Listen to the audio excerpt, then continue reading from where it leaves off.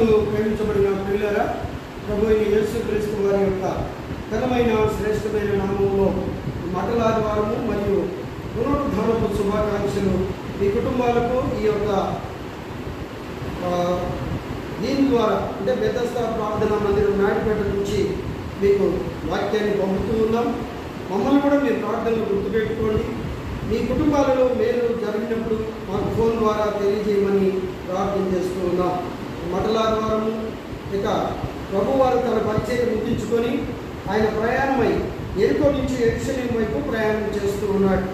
మరి ఎరుకో అంటే శాపగ్రస్తమైనటువంటి పట్టణము, లేదా ఒలీవ కొండ నుంచి ఆయన యెరూషలేము పట్టణముకు ప్రయాణం చేస్తూ వెళ్తూ గాడిద మీద ఆయన వెళ్తూ ఉన్నాడు. దీన్ని జకర్యా గ్రంథం 9వ అధ్యాయం 9వ వచనంలో జకర్యా ప్రవక్త ప్రవచించినట్టుగా మనం చూడగలుగుతాం. ఆయన యొక్క కొత్త నిబంధనలో జరిగిన ప్రతి సన్నివేశాన్ని పాత నిబంధనలో ప్రవక్తలు అందరూ కూడా ప్రవచించారు. దీనికి ఎగ్జాంపుల్ మరి యెషయా గ్రంథం 9వ అధ్యాయం 6వ వచనం, ఏలైనగా మనకు శిశువు పుట్టెను, కుమారుడు అనుగ్రహించబడెను. ఇది మత్తయి సువార్త 1:21లో నెరవేరినట్టుగా మనం చూస్తూ ఉన్నాం. అందుకే జకర్యా గ్రంథం 9వ అధ్యాయం 9వ వచనంలో ఆయన నీ రాజు సాత్వికుడై గాడిదను గాడిద పిల్ల మీద ఊరేగుతూ యెరూషలేముకు ప్రయాణం చేస్తూ వస్తున్నాడని జకర్యా ప్రవక్త ఆయన ప్రవచన రూపము తెలియజేశాడు. అది సువార్తలో నలుగురు కూడా దాన్ని రాశారు. మత్తయి సువార్త 21వ అధ్యాయము, అలాగే లూకా సువార్త, మరి మార్కు సువార్త, యోహాను సువార్త ఈ 12వ అధ్యాయంలో కూడా ఈ యొక్క గాడిద మీద ఊరేగుతూ యెరూషలేము వైపు ప్రయాణం చేస్తున్న సన్నివేశాలు నలుగురు సువార్తికులు రాయటాన్ని మనం గమనించగలం. అయితే ఇక్కడ చాలా వాక్య ప్రసంగాలు ఉన్నాయి. అయితే అన్ని ప్రసంగాలు కలుపుకొని చెప్పడానికి వీలు కాదు మనకున్న సమయాన్ని బట్టి. ముందుగా మరి ప్రభువు వారు తన యొక్క మరణము ఆయనకు తెలుసు. ఎందుకంటే సమయంలో కాలంలో తన స్వాధీనంలో పెట్టుకున్నటువంటి దేవుడు మరి లోక కళ్యాణము నిమిత్తమై ఇప్పుడు వాక్యాన్ని చూస్తున్న నీ కుటుంబము నా కుటుంబము, నీ కొరకు నా కొరకు ఆయన మనల్ని పాపం నుంచి శాపం నుంచి విడిపించి, బంధకాల నుంచి తప్పించి, శరీర బంధకాల నుంచి విడిపించి, లోక బంధకాల నుంచి విడిపించి, సాతాను కట్ల నుంచి తప్పించి విజయోత్సవంతో ఆయన గాడిద మీద ఊరేగుతూ యెరూషలేము వైపు ప్రయాణం చేస్తున్న సన్నివేశాన్ని మనం ఇప్పుడు చూస్తూ ఉన్నాం. ప్రియులారా, ఆ గ్రామాల దగ్గర ఉన్నటువంటి ఒక గ్రామానికి తన యొక్క శిష్యుని పంపి ఆ ఇంటి బయట కట్టబడినటువంటి గాడిద పిల్లను తోలుకొని రమ్మని ప్రభువు చెప్పడం మనం చూస్తాం. మరి ఈ కట్టబడిన ఈ గాడిద గురించే మనము ఈరోజు వాక్యాన్ని చెప్పుకొని ముగించుకుందాం. మధ్యలో వేరే సన్నివేశాలు వస్తే దాన్ని కూడా మనం ధ్యానం చేద్దాం.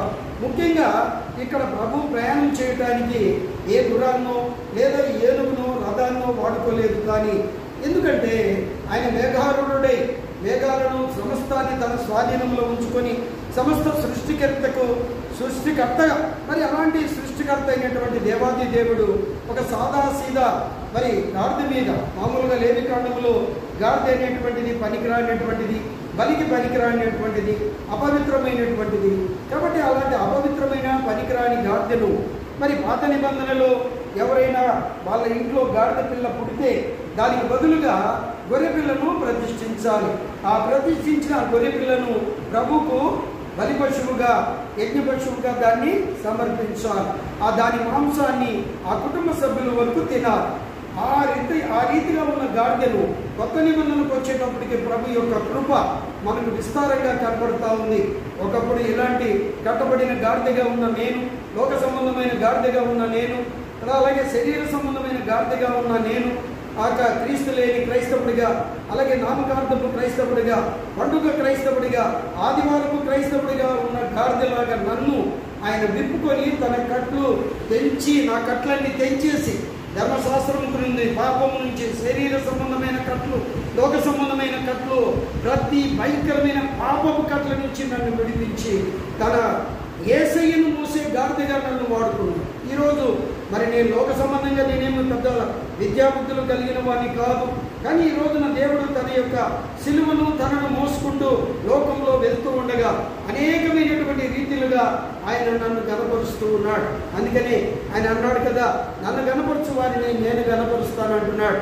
మరి ఎప్పుడైతే ఆ కట్టబడిన గాడిద విప్పబడిందో, ప్రభు కొరకు వాడబడిందో, ప్రభువుని ఎక్కించుకొని ప్రయాణం యెరూషలేము వైపు ప్రయాణం చేస్తుందో, ఆ గాడిద నడుస్తున్నటువంటి ఆ స్థలం అంతట్లో కూడా వాళ్ళ గుడ్డలు పరిచి యేసు ప్రభువు వారికి ఆహ్వానాన్ని తెలిపినట్టుగా మనం చూస్తూ ఉన్నాం. ఇంకొక విషయం, ఇక్కడ ఆ గాడిద విప్పబడింది. మరి నువ్వు నేను ఈ వాక్యాన్ని వింటున్న మనము ఇంకా మనము లోక సంబంధమైన గాడిదలుగా, శరీర సంబంధమైన గాడిదలు కానీ, కట్టబడిన గాడిదలు కానీ ఉన్నామా? లేదా విప్పబడిన గాడిద వలె ప్రభువుకు వాడబడే గాడిదగా, ప్రభు సువార్తని చెప్పే గాడిదగా, ప్రభు నామాన్ని ప్రకటించే గాడిదగా, ప్రభువుకు మహిమకరంగా వాడబడే గాడిదగా, ప్రభువుకు సంఘానికి ఉపయోగపడే గాడిదగా మనం ఉన్నామా? ఒకసారి ప్రశ్న వేసుకుందాం. ఆ చొప్పున మనం ముందుకు కొనసాగించబడదాం. ఎందుకంటే ఈ విధంగా మనము ఈ గుడ్ ఫ్రైడేలు, అలాగే మంటల ఆదివారము, లేదా ఈ యొక్క శ్రమల దినాలు, రేపు ఆ యొక్క పునరుద్ధానపు దినాన్ని జరుపుకోబోతున్నాం. ప్రభుని బట్టి ఇవి కేవలం యాంత్రికంగానే జరుపుకుంటున్నామా? కొంచెమైనను ఆత్మీయ జీవితంలో బలపరచబడి ప్రభు వైపు చూసే బిడ్డలుగా మనం ఉన్నామా? ఒకసారి జ్ఞాపకం చేసుకుందాం. కాబట్టి ప్రియులారా, ఇక రెండవదిగా ఈ యేసు ప్రభు గాడిద మీద ఊరేగుతూ వస్తూ ఉండగా వాళ్ళు ఇశ్రాయేలీయుల ప్రజలు, అంటే ప్రభువుని ఎరిగిన వారు, ఎరగని వారు, అనేక మంది స్త్రీలు, పురుషులు, చిన్నబిడలు, యవన బిడ్డలందరూ కూడా ఖర్జూరపు మట్టలు పట్టుకొని యేసయ్యకు ఆహ్వానాన్ని తెలుపుతూ ఉన్నారు. ఈ ఖర్జూరపు మట్టలో ఒక పాఠాన్ని మనం నేర్చుకోవాలి.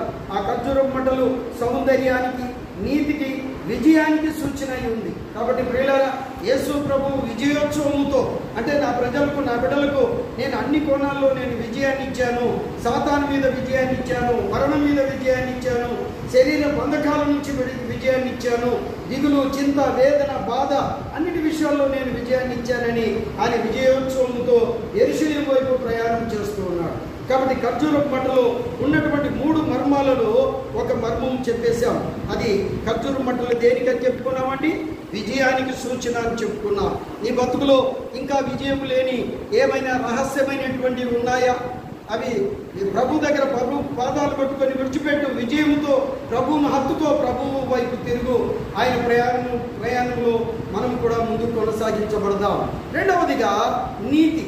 ఈ నీతి అనే పదము ప్రభువుకి మాత్రమే ఆపాదించబడుతుంది. ఎందుకంటే నీతిమంతుడు ఒక్కడు కూడా లేడని ప్రభు సెలవిస్తూ ఉన్నాడు. కానీ ప్రభు రక్తంలో కడగబడి, కొనబడి, పిలువబడి క్రైస్తవులుగా పిలువబడుతున్న మనము నీతిమంతులుగా మార్చబడాలి. అది విశ్వాస సంబంధమైన క్రియల ద్వారానే అది వీలవుతుంది, సాధ్యపడుతుంది అనేది మనం గుర్తుపెట్టుకోవాలి. అంతేగాని ఆ రోజు, రక్షించబడిన రోజు మాత్రమే మనం భక్తి చూపించి, ప్రేమ చూపించి, ముందుగా పరిగెత్తి సంఘంలో పనులు చేస్తూ, సువార్తను చెప్తూ, పెద్దలకు సహాయపడుతూ, ఆ తర్వాత మనము నామకార్థంగా క్రైస్తవ జీవితాన్ని మనం జీవిస్తున్నట్లయితే ఇప్పటికైనా మనకు సమయం మించిపోయింది లేదు. కాబట్టి ప్రియులారా, మనం ఇంకా కృపాకాలంలో ఉన్నాం. కాబట్టి ప్రభు ఈ సంవత్సరము, ఈ మంటల ఆదివారంలో మనకిచ్చిన ఆ యొక్క విశ్వాసాన్ని, విజయాన్ని, విశ్వాసం ద్వారా ముందుకు వెళుతూ విశ్వాస సంబంధమైన క్రియలు చేస్తూ, అబ్రహాం దేవుని నమ్మెను, అది అతనికి నీతిగా ఎంచబడింది. వృద్ధాప్యంలో ఉన్న సారాతో తను కలవడం జరిగింది. వాళ్ళు చక్కటి కుమారుని, వాగ్దానంతో కూడుకున్న కుమారుణ్ణి వాళ్ళు పొందుకున్నారు. కాబట్టి విశ్వాస సంబంధమైన పోరాటము, మంచి పోరాటము పోరాడితే నా పరుగు కడము తెచ్చితిని అని అపోస్తలుడైన పౌలు సెలవిస్తూ ఉన్నాడు. మరి నీ పోరాటం ఎలా ఉంది? కేవలం భౌతికంగానే, ఉద్యోగ పరంగానే, బిడ్డల పరంగానే, ఆర్థిక పరంగానే, లేదా ఫైనాన్స్ పరంగానే పోరాడుతున్నావా? ఇవన్నీ ప్రభు దృష్టిలో తుచ్చమైనటువంటివి. ముందు ప్రభువు నీకు ఇచ్చిన ఆత్మీయ విజయంలో నువ్వు విజయ దుందునితో సిలువనెత్తుకొని ముందుకు నడిచేవాడివిగా నువ్వు ఉండు. అప్పుడే నీకు అన్ని విషయాలలో ప్రభు నీకు విజయాన్ని